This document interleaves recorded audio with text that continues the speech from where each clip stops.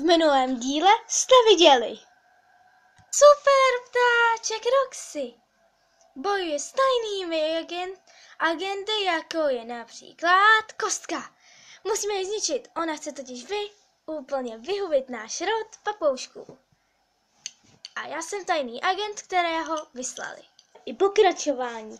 Tak se dívejte na video Super ptáček Roxy 2. Super ptáček Roxy bojuje s tajnými agenty, jako je například... Co to vidím? Princezna ve věži.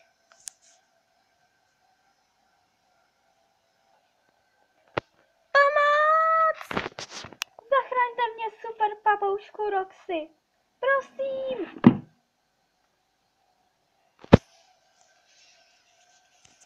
Dobrá tedy. Tentokrát zachráním princeznu ve věži. Ale nejdřív si musím přivolat loď. Tak Roxík nasednul na loď a letěl.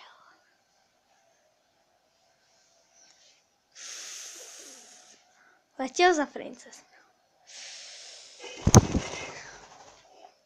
Až na to, že ho vylekal zlý Kostkoven.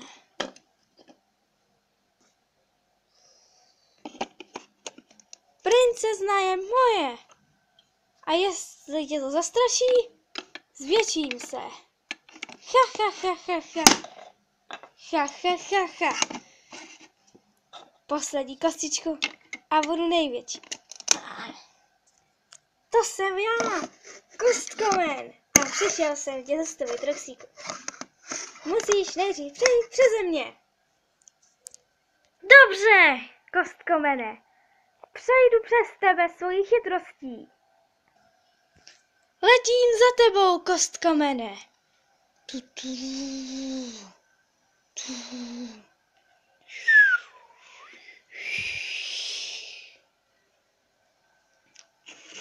Tady jsi, Roxíku. Tak si dáme boj. Dobře, dáme si boj. Jak teda chceš? Tak začni. Ty jeden nespalý a divný Kostkoveny.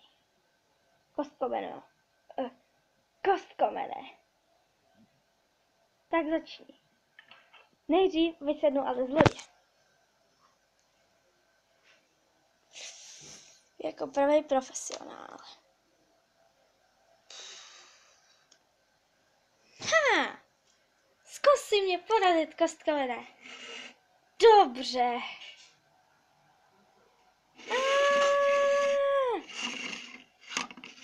Haja. Haja. Efekt lítání. Tomu se nic nevyrovná. A tak Roxík ulítnul na druhou stranu.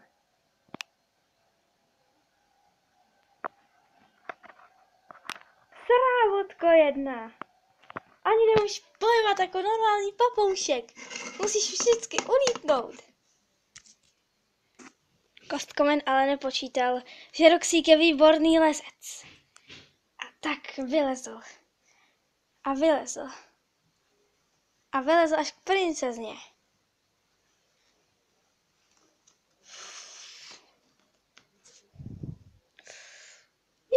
Roxíku.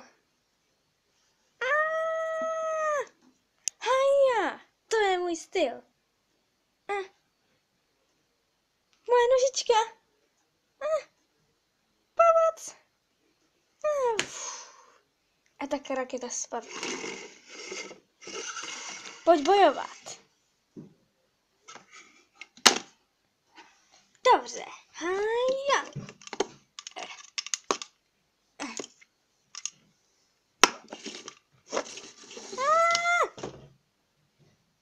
Dokázal jsem to.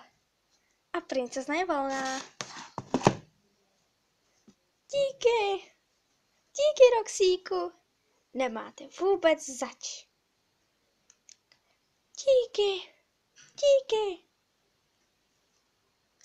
Díky moc. Já jsem totiž hodný a roztomilý papoušek. Takže doufám, že se vám tohle video líbilo. A jestli ano, dejte like. A jestli ne, tak dejte like taky. A těším se na vaše shlédnutí. Naschledanou! Uí. Jejda. Uí. Naschledanou!